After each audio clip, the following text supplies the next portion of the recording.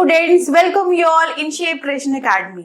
Students, जैसे आप सबको पता है कि आज की हमारे इंडिया की क्या सिचुएशन है। हमारे इंडिया में कोविड-19 जैसी बहुत भयंकर बीमारी चल रही है। इसकी वजह से हम सबको ये इंस्ट्रक्शन मिली है कि अगर आपको सेफ रहना है तो you have to stay at home. ठीक है, तो जितने भी स्टूडेंट्स हैं उनको भी घरों में रहना पड़ रहा है।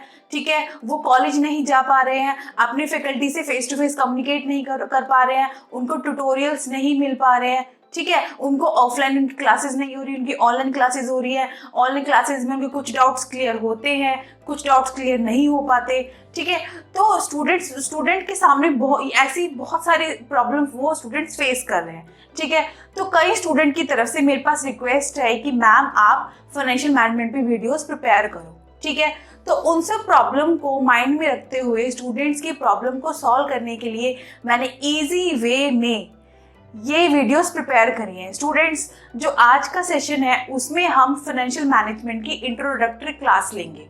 ठीक है, यानी कि अगर आप ये क्लास अटेंड कर लोगे तो थ्रू आउट आपका जो पूरा फाइनेंशियल मैनेजमेंट के जितने भी टॉपिक्स हैं वो उनके लिए आपको एक बेस प्रोवाइड हो जाएगा। ठीक है, और उस बेस को माइंड में रखकर अगर आप फाइनेंशियल मैनेजमेंट के आगे के टॉपिक्स भी स्टडी करोगे तो आपको कोई प्रॉब्लम स्टूडेंट्स नहीं आएगी। ठीक है, तो ये जो आज का सेशन है जो कि है हमारी introductory class of financial management, students ये बहुत इंपॉर्टेंट है। इसमें मैं आपको बहुत सारे ऐसे की पॉइंट्स बताऊंगी जो आपको आगे के लिए बहुत हेल्पफुल होंगे। तो ठीक है स्टूडेंट्स, आपने निकाल लीजिए notebook and pen and please please please note down your key points. मैं आपको बताती रहूंगी कि ये बहुत इंपॉर्टेंट पॉइंट है, नोट डाउन, आप इसको नोट डाउन करिए। ठीक है, तो आज की सेशन में हम स्टार्ट करते हैं what is financial management and what are its important function. ठीक है, क्लियर स्टूडेंट्स? तो चलिए स्टार्ट करते हैं आज का सेशन। सी स्टूडेंट्स, जो हमारा सब्जेक्ट का नेम है दैट इज फाइनेंशियल मैनेजमेंट। अब management as you all know it's a process of planning, organising, staffing and controlling. यानी कि मैनेजमेंट एक प्रोसेस है जिसमें हम क्या करते हैं, हर चीज़ को मैनेज करते हैं, प्लान करके उसको ऑर्गेनाइज करते हैं, स्टाफिंग उसमें एम्प्लॉयज़ प्रोवाइड करते हैं, फिर देन हम कंट्रोल करते हैं। ठीक है, अब यहाँ पे मैंने मैनेजमेंट के साथ क्या वर्ड ऐड कर दिया, financial. Financial means finance.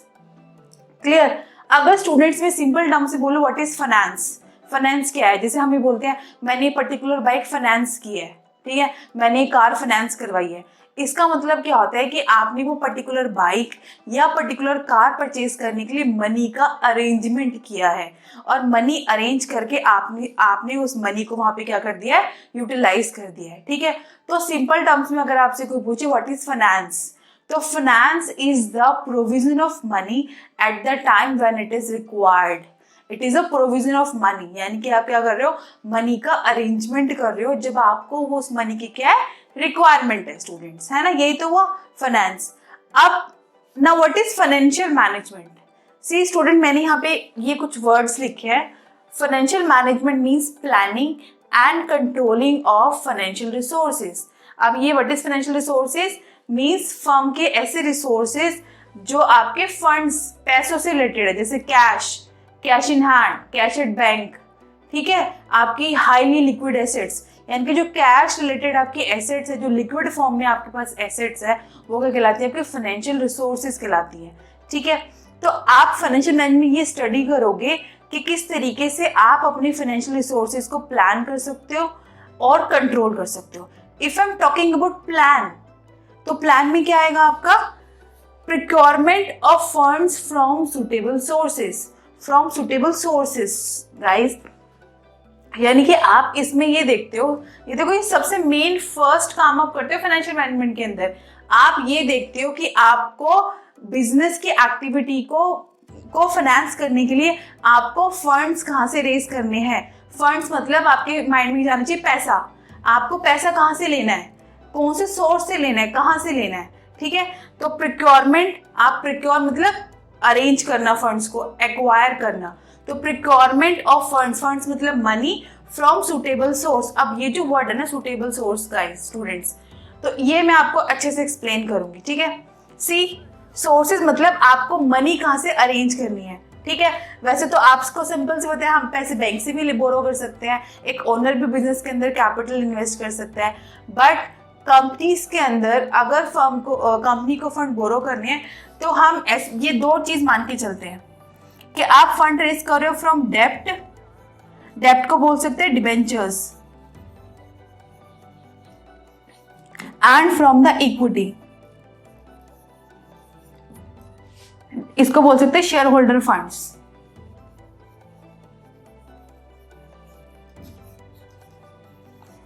But आपको, आप जब भी फाइनेंशियल मैनेजमेंट पढ़ोगे तो आपके पास ये दो वर्ड यूज किए जाएंगे, डेप्ट एंड इक्विटी। क्लियर? तो these are the two commonly source जहां से एक कंपनी क्या करती है, फंड्स रेज करती है, फ्रॉम द डेप्ट, फ्रॉम द इक्विटी। अब नाउ जो फाइनेंशियल मैनेजर है उसको ये डिटरमाइन करना है कि इन दोनों में से कौन सा सुटेबल सोर्स है, कि आपको फंड्स डिबेंचर से, आपको फंड्स कहाँ से लेने हैं, डिबेंचर से लेने हैं, या आपको पैसे कहाँ से लेने हैं, इक्विटी से लेने हैं। ठीक है, उसके अलावा अदर सोर्सेज भी है like bank, like preference shares. But फिलहाल मैंने यहाँ पे अंडरस्टैंडिंग के लिए सिर्फ यही दो पॉइंट्स लिखे हैं कि आपको मनी बोरो करनी है, आपको मनी पैसे लेने हैं, या तो डिबेंचर्स इशू करके लेने हैं मार्केट में, या आपको शेयर्स इशू करके लेने हैं। ठीक है, अब आपको ये डिटरमाइन करना है कहाँ से कितना फंड्स लेना है। अब वो डिसाइड करने के लिए you have to keep in mind some of the terms, some of the things you have to keep in mind. Like देखो स्टूडेंट्स, ये बहुत ध्यान से समझना। अब आप अपने माइंड में रखो कि पैसे हम डिबेंचर्स क्या किया है, आपने अपने मार्केट में अपनी कंपनी के डिबेंचर इशू किए, बदले में पब्लिक ने आपके वो डिबेंचर्स परचेज किए और आपकी कंपनी में पैसे इन्वेस्ट किया है। सिमिलरली आपने मार्केट में इक्विटी शेयर्स इशू किए, पब्लिक ने आपने इक्विटी शेयर्स परचेज किए और परचेज करने के बदले पब्लिक ने आपको क्या दिया, मनी दिए। ठीक है, तो अब आपको दोनों तरीकों से पैसे मिल रहे हैं, तो फिर हमने इनको अलग अलग क्यों लिखा है, इनमें क्या डिफरेंस है। ठीक है, सबसे पहले हम डिफरेंस कर लेते हैं on the basis of cost.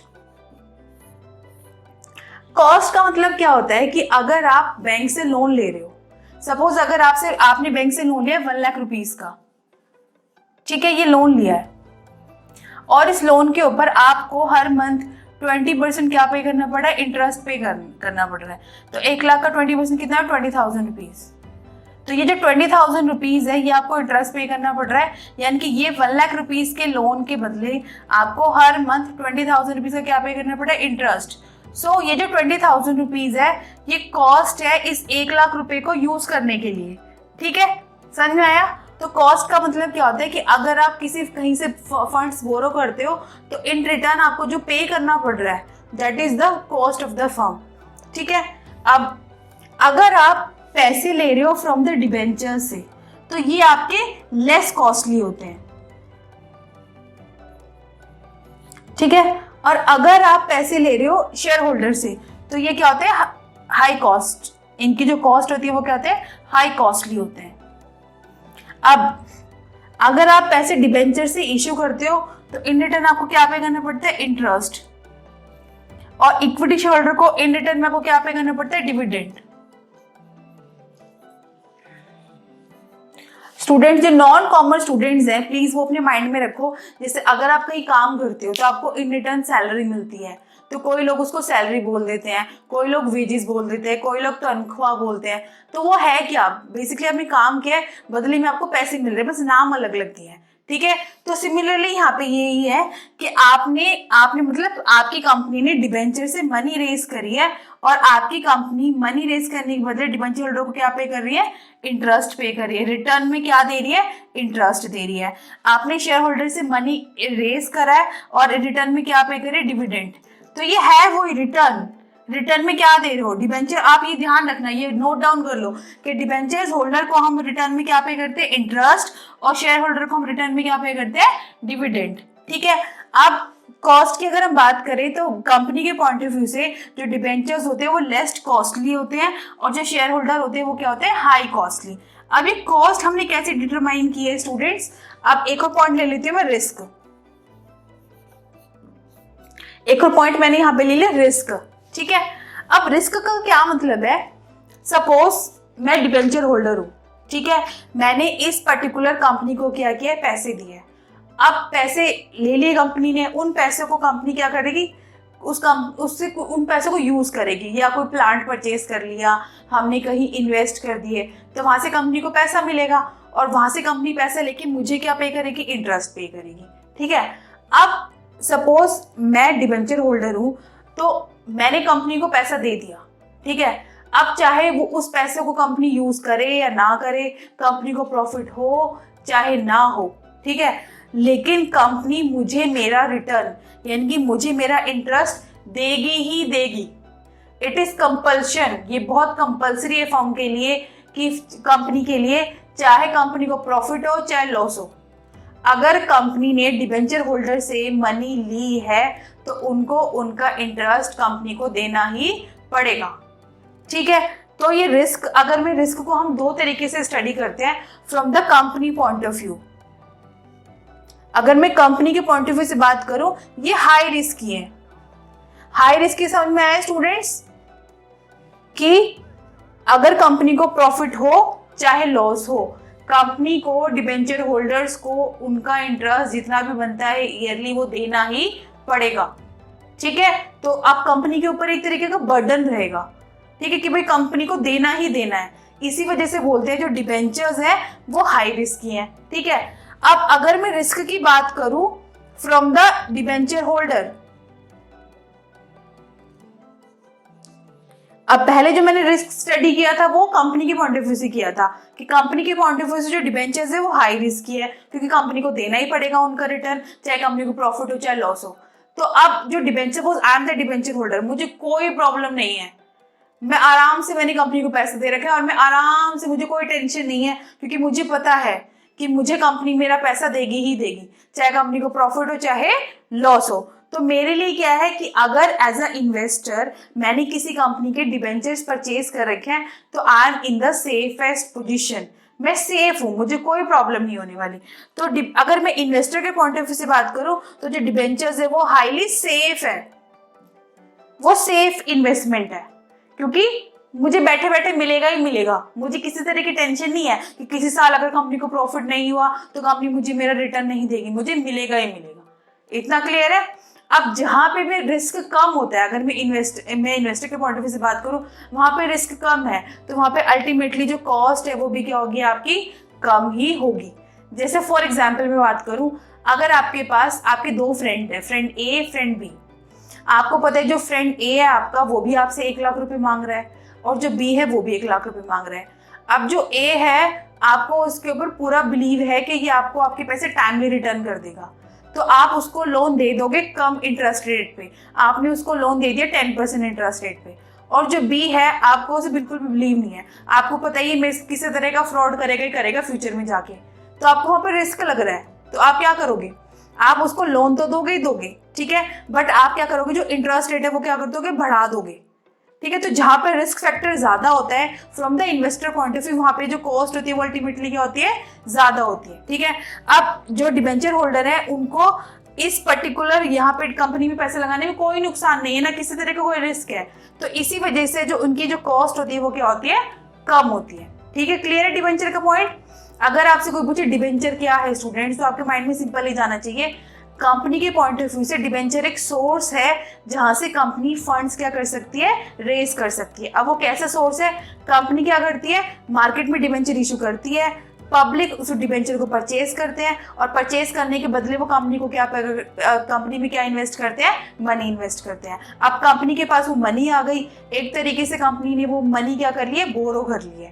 ठीक है, अब कंपनी इन रिटर्न क्या पे करेगी, डिबेंचर होल्डर को इंटरेस्ट पे करेगी, और चाहे कंपनी को प्रॉफिट हो चाहे लॉस हो, कंपनी को वो इंटरेस्ट देना ही देना है।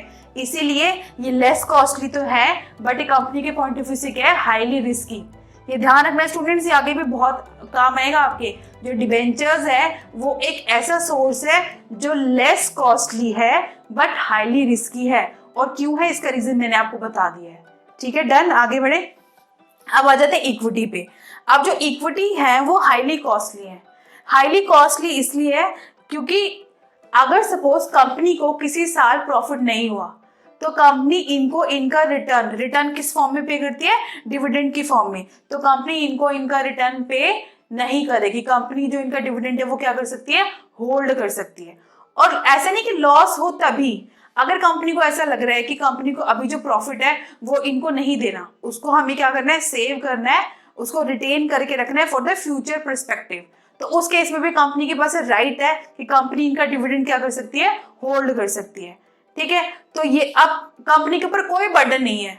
अगर कंपनी ने इक्विटी शेयरहोल्डर से मनी रेज करी है स्टूडेंट्स, तो कंपनी के ऊपर किसी तरह का भी कोई भी बर्डन नहीं है कि कंपनी को इनका रिटर्न देना ही देना है। तो उस केस में क्या है, कंपनी के ऊपर कोई बर्डन नहीं है, तो कंपनी के लिए ये जो सोर्स है ये क्या है, लेस रिस्की है। क्या है, लेस रिस्की। ठीक है, तो कंपनी के पॉइंट ऑफ व्यू से जो इक्विटी है वो लेस रिस्की है, बट इन्वेस्टर के point of view, suppose I am the investor और अगर मैंने किसी कंपनी के इक्विटी शेयर बाय कर रखे हैं, तो मुझे हमेशा डर ये लगा रहेगा कि अगर कंपनी को प्रॉफिट नहीं हुआ, ठीक है, तो कंपनी मुझे मेरा रिटर्न नहीं पे करेगी। तो ऑब्वियसली वहां पे रिस्क ज्यादा है। तो जैसे मैंने आपको एक फ्रेंड का भी एग्जांपल दिया था कि जो मिस्टर बी था, मुझे लग रहा था कि वो फ्रॉड करेगा ही करेगा, तो वहां पे मैंने जो इन्वेस्टमेंट जो इंटरेस्ट रेट है वो क्या कर दी थी, इंक्रीज कर दी थी। ठीक है, अब सिमिलरली यहाँ पे आई एम द इन्वेस्टर, मुझे पता है कि ये जो कंपनी है, अगर कंपनी को प्रॉफिट नहीं हुआ तो कंपनी मुझे क्या करेगी, डिविडेंड पे नहीं करेगी। तो उस केस में मैंने जो अपनी कॉस्ट है वो क्या कर दी, इंक्रीज कर दी, यानी कि मैं एज ए इन्वेस्टर कंपनी से हायर डिविडेंड डिमांड करूंगा। और अगर हायर डिविडेंड डिमांड करूंगा, उसी वजह से जो मेरे जो ये है इक्विटी है हाई कॉस्टली। तो शेयर होल्डर के पॉइंट ऑफ व्यू से अगर मैं बात करूं तो ये सेफ नहीं है। ठीक है, ये हाई रिस्की है। क्लियर हुआ आपको? तो जो इक्विटीज हैं वो हाई कॉस्टली हैं, यानी कि कंपनी को उनका जो रिटर्न रेट है वो हाई होती है, क्योंकि कंपनी के पॉइंट ऑफ व्यू से वो लेस रिस्की है। लेस रिस्की इसलिए स्टूडेंट्स क्योंकि अगर कंपनी को प्रॉफिट नहीं हुआ तो कंपनी के ऊपर किसी तरह का कोई बर्डन नहीं कि कंपनी को उनका रिटर्न देना ही पड़ेगा। ठीक है, तो ये टेबल बहुत इंपॉर्टेंट है। आपके आगे जो टॉपिक्स आएंगे, कैपिटल स्ट्रक्चर, कैपिटल बजटिंग, तो उसमें आपको ये पॉइंट सबसे पहले क्लियर होना चाहिए। ठीक है, तो डेब्ट, इक्विटी, ये दोनों सोर्स हैं। रिस्क किस में ज्यादा है, किस में कम है, और कौन सा लेस कॉस्टली है, कौन सा ज्यादा कॉस्टली है, तो ये सब आपको पता होना चाहिए और इनका रीजन पता होना चाहिए। ठीक है, क्लियर स्टूडेंट्स? आगे बढ़े।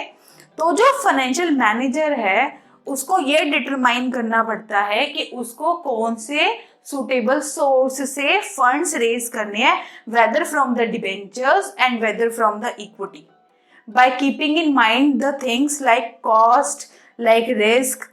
ठीक है, समझ में आया कि जो फाइनेंशियल मैनेजर होता है उसको ये डिटरमाइन करना है कि उसको मनी कौन से सोर्स से बोरो करनी है। और आपके दो तो मैंने यहाँ पे बताए हैं, उसके अलावा बैंक्स भी होते हैं, प्रेफरेंस शेयर्स भी होते हैं, बट ये ज्यादा यूजफुल होते हैं, यूज किए जाते हैं टर्म डेब्ट एंड इक्विटी। कि आपको सपोज आपको 100% फंड्स रेज करना है, तो आप डिबेंचर से कितना लोगे, आप ऐसे रेशियो डिटरमाइन कर सकते हो, 60% डेब्ट से 40% इक्विटी से, या 40% डेब्ट से 60% इक्विटी से, या 50-50। अब ये जो रेट डिटरमाइन करनी है, ये किस बेसिस पे आप डिटरमाइन करोगे, किस बेसिस पे डिटरमाइन करोगे, इन दो टर्म्स की बेसिस पे, कॉस्ट के बेसिस पे और रिस्क के बेसिस पे। तो सेकंड है हमारा, इसके अंदर आपने प्रिकॉर्डिंग स्टडी कर लिया, तो सेकंड है एफिशिएंट यूटिलाइजेशन ऑफ फंड्स। अब स्टूडेंट्स आपने फंड्स बोरो कर लिया from the most suitable source, so your next step, you saw the next function for the financial manager is कि उसको ये डिटरमाइन करना है उसको फंड्स को किस तरीके से प्रॉपर यूटिलाइज करना है। अब प्रॉपर यूटिलाइज मीन्स आपने फंड्स मनी ली है, अब आपको क्या करना है, उसको मनी को इन्वेस्ट करना है, आपको किसी नए प्रोजेक्ट में इन्वेस्ट करना है, आपको अपने बिजनेस को एक्सपैंड करना है, आपको नई मशीन परचेज करनी है।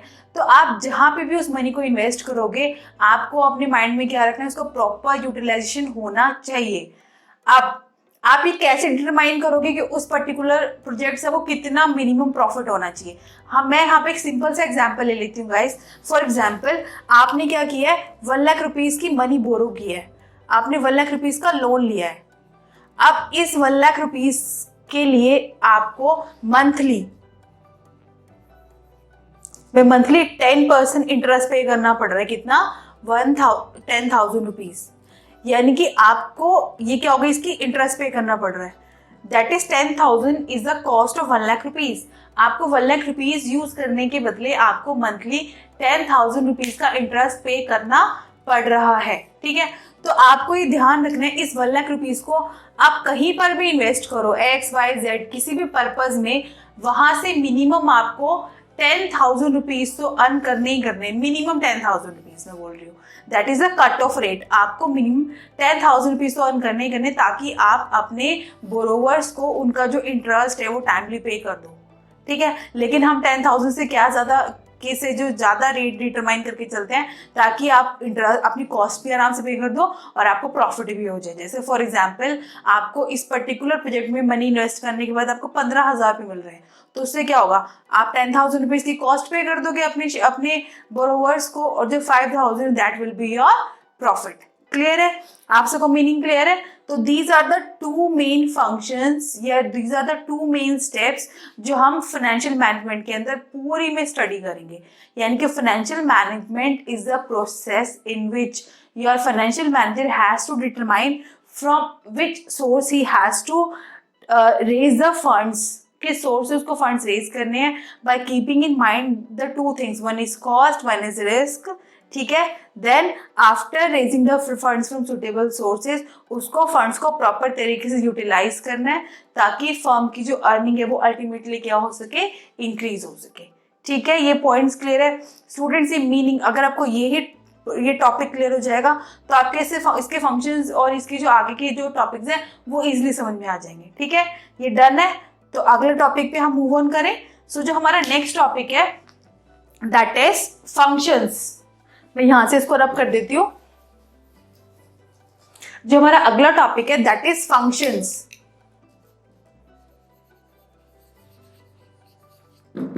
Functions of financial management.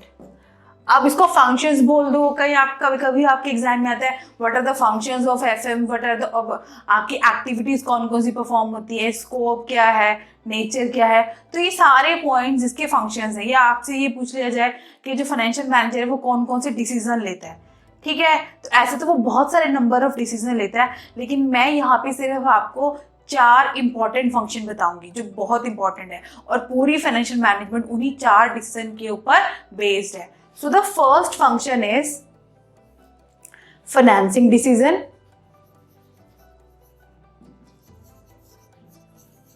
Decision or the function. Second, investment decision. Third, working capital decision.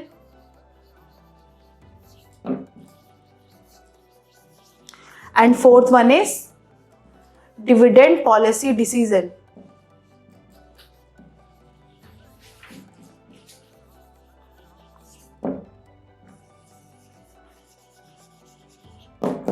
So students, so the first function is financing decision. आप फंक्शन बोल दो, डिसीजन बोल दो, तो जो पहला डिसीजन है वो है फाइनेंसिंग डिसीजन। अब जो फाइनेंसिंग डिसीजन है वो ये वाला पॉइंट है सारा। तो अगर आपको मीनिंग में ये वाला पॉइंट क्लियर है, ये सारे एज इट इज जो आपने इसमें स्टडी किया है वो आपको फाइनेंसिंग डिसीजन में मेंशन कर देना है। तो एक बार हम दोबारा से पढ़ लेते हैं। Financing decision means in this particular decision जो फाइनेंशियल मैनेजर है उसको ये डिटरमाइन करना है कि फंड्स का कितना पार्ट, यानी कि what proportion of the funds उसको डिबेंचर से रेज करना है, and what proportion of the funds को कहां से रेज करना है, इक्विटी से रेज करना है, ठीक है। उसको प्रोपोर्शन डिटरमाइन करना है। जिसमें मैंने आपको बोला था कि इसको 60% डेब्ट से लेना है, 40% इक्विटी से लेना है, 30% डेब्ट से लेना है, 70% इक्विटी से लेना है, या 70% डेब्ट से लेना है, 30% इक्विटी से लेना है। जो प्रोपोर्शन हम डिटरमाइन करते हैं ये पहला फंक्शन है आपका फाइनेंशियल मैनेजर का। अब ये जो प्रोपोर्शन है कि how much amount we have to raise from equity, how much amount we have to raise from डेब्ट, ये आप कैसे डिसाइड करते हो, on the basis of 2 things जो हम पहले ही स्टडी कर चुके हैं, on the basis of cost और on the basis of risk, ठीक है। समझ में आया? अब सपोज आपने ये ऐसे डिटरमाइन कर लिया कि डेब्ट से आपको 60,000 रुपीज रेज करने हैं और इक्विटी से आपको रेज करने हैं 70,000 रुपीज, तो जो टोटल 1,30,000 है, यानी कि आपने अपने बिजनेस के अंदर कितनी कैपिटल इन्वेस्ट किया है, 1,30,000, उसमें से आपने 60,000 डेब्ट से रेज किया है और 70,000 इक्विटी से रेज किया है। इसको बोलते हैं कैपिटल स्ट्रक्चर। अगर आपके एग्जाम में पूछा जाए व्हाट इज कैपिटल स्ट्रक्चर, तो कैपिटल स्ट्रक्चर में दोबारा इसको यहां से रब कर देती हूं। फाइनेंसिंग डिसीजन और capital structure one and the same thing.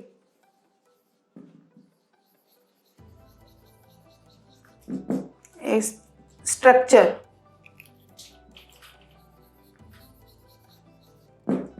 तो financing decision, capital structure one and the same thing. आपको अपनी कैपिटल का स्ट्रक्चर डिटरमाइन करना है कि कितना पार्ट आपको डिबेंचर से रेज करना है, कितना पार्ट आपको इक्विटी से रेज करना है, ठीक है। और आपको जो कैपिटल स्ट्रक्चर है that should be optimum capital structure. Optimum means कि आपको इस तरीके से डिफरेंट सोर्सेज से मनी रेज करनी चाहिए कि आपकी जो कॉस्ट है वो क्या होनी चाहिए गाइस, क्या होनी चाहिए, कम होनी चाहिए, और जो आपका जो रिटर्न है वो क्या होना चाहिए, इंक्रीज होना चाहिए। ऑब्वियसली कि आपको पैसे ऐसी जगह से उठाने, ऐसी जगह से बोरो करने हैं कि आपको इन रिटर्न कम से कम मनी पे करनी पड़े और आपका रिस्क भी उसके अंदर कम इन्वॉल्व हो और आपको अल्टीमेटली क्या हो, प्रॉफिट हो। ठीक है, क्लियर। सेकेंड पॉइंट पे चले। सो सेकेंड हमने स्टडी किया इन्वेस्टमेंट डिसीजन। अब जो इन्वेस्टमेंट डिसीजन है वो कौन सा डिसीजन है आपका, efficient utilisation of funds. Obviously investment decision means आपको ये सेलेक्ट करना है आपके किस पर्टिकुलर लॉन्ग टर्म एसेट्स में आप मनी इन्वेस्ट करने वाले हो। और ये कैसे डिसाइड करोगे, on the basis of two things, कि उस पर्टिकुलर इन्वेस्टमेंट में रिस्क कितना है और रिटर्न कितना है। और मैंने आपको रिटर्न का एग्जांपल दिया था 1 लाख रुपीज वाला, कि आपको 10,000 रुपीज इंटरेस्ट पे करना है, तो 10,000 मिनिमम टू मिनिमम आपको अर्न करने ही करने हैं। That will the minimum cut off rate of your investment. ठीक है, तो जो इन्वेस्टमेंट डिसीजन है उसको हम कैपिटल बजटिंग डिसीजन भी बोलते हैं।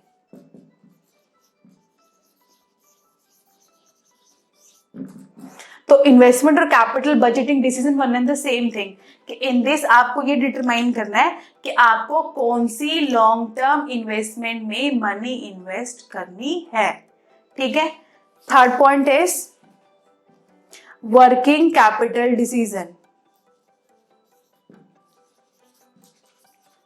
अब स्टूडेंट, वर्किंग कैपिटल का मतलब क्या होता है, the amount which is involve in the current assets. मैंने आपको दो तरह के एसेट्स, आपको पता है कि आपकी दो तरह के एसेट्स होती है, वन होता है फिक्स एसेट्स और the long term assets, and one is the current assets. Current assets mean जो आपकी 1 ईयर के अंदर क्या हो जाती है, कैश में कन्वर्ट हो जाती है। जैसे मैं एग्जाम्पल ले लेती हूँ करंट एसेट्स के, like cash, bank, debtors.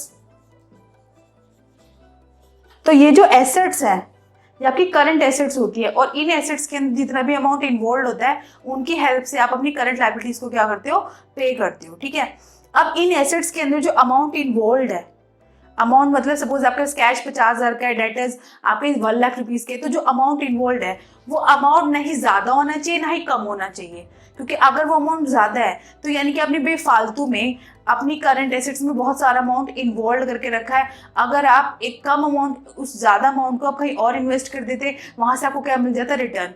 But आपने क्या, आपके फालतू में आपके बैंक में पैसा पड़ा हुआ है, आइडल कैश पड़ा हुआ है, आप उसको यूज ही नहीं कर रहे हो। ठीक है, तो उस वजह से क्या है, आपकी प्रॉफिटेबिलिटी क्या हो रही है, आपके पास लिक्विडिटी तो है। अगर मैं लिक्विडिटी की बात करूं, मतलब आपके पास अवेलेबल कैश तो है, बट आप उसको कहीं बाहर इन्वेस्ट नहीं कर रहे, तो आपको प्रॉफिट नहीं हो रहा, जबकि आप उससे प्रॉफिट कमा सकते हो। तो आपके पास लिक्विडिटी तो है बट आपकी प्रॉफिटेबिलिटी क्या है, कम है। ठीक है, सेकेंड थिंग है, अगर आपको सपोज, अगर आप जो इसमें अमाउंट है वो कम रखते हो, मतलब आपने बैंक में बहुत कम अमाउंट रखा हुआ है, तो उस केस में क्या, आपकी लिक्विडिटी पोजीशन बहुत ही पुअर है, आपने बहुत कम अमाउंट रखा हुआ है, आपने सारा अमाउंट बाहर इन्वेस्ट किया हुआ है, तो उस केस में आप कभी भी ट्रबल में आ सकते हो कि आप अपनी लायबिलिटीज को टाइमली पे नहीं कर पाओगे। तो उसमें क्या है कि आपके पास लिक्विडिटी नहीं है बट आपके पास प्रॉफिटेबिलिटी है। तो आपको यहाँ पे एक पर्टिकुलर लेवल डिटरमाइन करना है कि आपकी जो करंट एसेट्स में जो अमाउंट इन्वॉल्व है वो कितना होना चाहिए, जिससे आपकी प्रॉफिटेबिलिटी भी सही रहे, आपकी लिक्विडिटी भी सही रहे, और आप अपनी करंट लायबिलिटीज को टाइमली क्या कर सको, पे कर सको। अब ये कौन डिटरमाइन करता है, अगेन द फाइनेंशियल मैनेजर। ठीक है, क्या डिटरमाइन करता है, the amount which is involve in the current assets. ठीक है students, so last is dividend policy decision. अब ये वर्ड मैंने आपको इस पूरे सेशन में एक बार यूज किया है, dividend. Dividend means the return. Return जो आप किसको पे करते हो, इक्विटी शेयर होल्डर को पे करते हो। अगर आपने इक्विटी शेयर होल्डर से मनी बोरो करी है, मनी रेस करी है, तो इन रिटर्न आप उनको आप क्या पे करते हो, डिविडेंड पे करते हो, ठीक है। और ये मैंने आपको पहले भी बताया है कि कंपनी के पॉइंट ऑफ व्यू से कंपनी को इक्विटी शेयर होल्डर को डिविडेंड पे करना कंपलसरी नहीं होता। अगर फर्म को प्रॉफिट होगा तभी कंपनी उनको उनका डिविडेंड पे करेगी, अदरवाइज अगर उनको लॉस हो रहा है या वो ये चाहते हैं कि हम एक आगे किसी प्रोजेक्ट में मनी इन्वेस्ट करनी है, उसके लिए हमारे पास पैसे होने चाहिए रिजर्व में, रिटेन अर्निंग में, तो उस केस में भी हम अपनी शेयर होल्डर को डिविडेंड पे नहीं करते, ठीक है। तो अगर आपसे कोई पूछे व्हाट इज डिविडेंड, तो dividend is the amount which is paid to the equity share holder, ठीक है। अब इस वाले डिसीजन के अंदर जो फाइनेंशियल मैनेजर है वो क्या करता है स्टूडेंट्स, तो इसके अंदर जो फाइनेंशियल मैनेजर है उसको ये डिटरमाइन करना होता है कि जो प्रॉफिट कंपनी ने अर्न किया है उस प्रॉफिट का कितना पार्ट हमें as a dividend equity share holder को डिस्ट्रीब्यूट कर देना है और कितना पार्ट उसको एज अ रिटेन करके रखना है फॉर द फ्यूचर पर्सपेक्टिव, ठीक है। अब ये रेशियो डिटरमाइन करनी है। अब ये रेशियो भी आपको बड़े ध्यान से डिटरमाइन करनी है। जैसे फॉर एग्जांपल अगर आप इक्विटी शेयर होल्डर को, आप सिंपल से ध्यान से सुनना, अगर आप अपनी इक्विटी शेयर होल्डर को टाइमली डिविडेंड पे नहीं कर रहे, आप अपना सारा पैसा रिटेन अर्निंग में रखे जा रहे हो, तो जो डिविडेंड शेयर होल्डर्स हैं, जो इक्विटी शेयर होल्डर्स हैं, वो क्या करेंगे, धीरे धीरे उनका जो इंटरेस्ट है आपकी कंपनी के अंदर वो कम होता चला जाएगा। वो चाहेंगे कि मैं इस कंपनी के शेयर को बेच दूं। अब मार्केट में ये न्यूज़ फैलेगी कि भाई इस कंपनी के जो शेयर होल्डर्स हैं वो चाहते हैं कि हम इस कंपनी के शेयर्स बेच दें। अब वो जो दूसरे लोग हैं वो सोचेंगे क्यों बेचना चाह रहे हैं, उनके माइंड में ये आएगा, उनके शेयर्स को खरीदेगा ही नहीं, तो धीरे धीरे आपकी जो मार्केट वैल्यू है शेयर की वो क्या होती चली जाएगी, डाउन होती चली जाएगी, क्योंकि मार्केट में आपके शेयर की सप्लाई तो है पर डिमांड नहीं है, तो उस केस में आपकी शेयर मार्केट वैल्यू डाउन चली जाएगी। On the other hand side अगर आप सारा पैसा डिविडेंड शेयर होल्डर को डिस्ट्रीब्यूट कर दोगे तो आप फ्यूचर के लिए कैसे पैसे बचाओगे, तो यहाँ पे आपको ये जो फाइनेंशियल मैनेजर है उसको बड़ी केयरफुली डिटरमाइन करना है कितना अमाउंट डिविडेंड की फॉर्म में देना है और कितना अमाउंट आपको रिजर्व करके रखना है एज अ रिटेन अर्निंग, ठीक है स्टूडेंट्स। तो इन फंक्शंस के अलावा और भी बहुत सारे फंक्शंस हैं कि आपको फाइनेंशियल नीड डिटरमाइन करनी है, आपको फाइनेंशियल कंट्रोल करना है, और भी काफ़ी सारे रूटीन फंक्शन है, लेकिन ये जो 4 फंक्शंस है, पूरी फाइनेंशियल मैनेजमेंट जो पूरा कोर्स है आपका वो इन्हीं 4 फंक्शंस के आगे पीछे घूमता है, ठीक है। क्लियर है आपको? डन। तो आज का सेशन आपको क्लियर है। अब मैं फटाफट एक क्विक रिकैप ले लेते हैं। तो फाइनेंशियल मैनेजमेंट के अंदर ये 2 मेन बहुत इंपॉर्टेंट पॉइंट्स है कि जो फाइनेंशियल मैनेजर्स को ये डिटरमाइन करना है कि उसको फंड्स कहाँ से रेज करने हैं, from the debt, from the equity, by keeping in mind 2 thing, one is cost, one is risk. और फंड्स रेज करने के बाद उन फंड्स को किस तरीके से न्यू प्रोजेक्ट्स के अंदर क्या करना है, इन्वेस्ट कर देना है, ठीक है। उसके बाद हमने स्टडी किए ये फंक्शंस, फाइनेंसिंग फंक्शंस के फंड्स कहाँ से रेज करना है, डेब्ट से, इक्विटी से, ठीक है। उस फाइनेंसिंग डिसीजन को कैपिटल स्ट्रक्चर डिसीजन भी बोल सकते हैं। उसके बाद सेकंड था investment decision. After raising the funds आपको सिलेक्शन करनी लॉन्ग टर्म एसेट्स की जिसमें आपको फंड्स में जिसमें आपको फंड्स इन्वेस्ट कर देने हैं। उसके बाद working capital decision means the amount which is involve in the current assets, वो ना ही ज्यादा होना चाहिए ना ही कम। डिविडेंड पॉलिसी डिसीजन, इसके अंदर जो फाइनेंशियल मैनेजर है उसको ये डिटरमाइन करना है कि कितना अमाउंट उसको डिविडेंड की फॉर्म में देना है और कितना आपको रिटेन करके रखना है, ठीक है। तो आई होप स्टूडेंट्स आपने जितने भी मैंने इसमें की पॉइंट्स बताए हैं ये आपने नोट डाउन कर लियो। सबसे ज्यादा इंपॉर्टेंट ये पॉइंट है यहाँ पे, अगर आपको ये समझ में आ गया दैट मीन्स आपको पूरी फाइनेंशियल मैनेजमेंट इसी के इर्द गिर्द घूमती है, ठीक है। क्लियर? डन।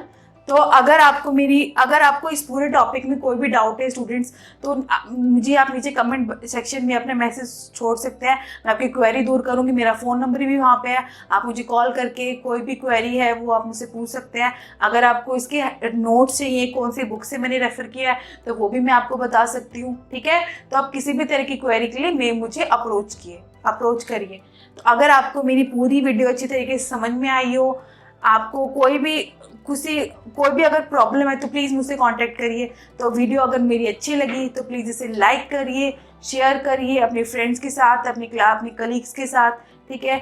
और उसको सब्सक्राइब करिए and also press the bell icon.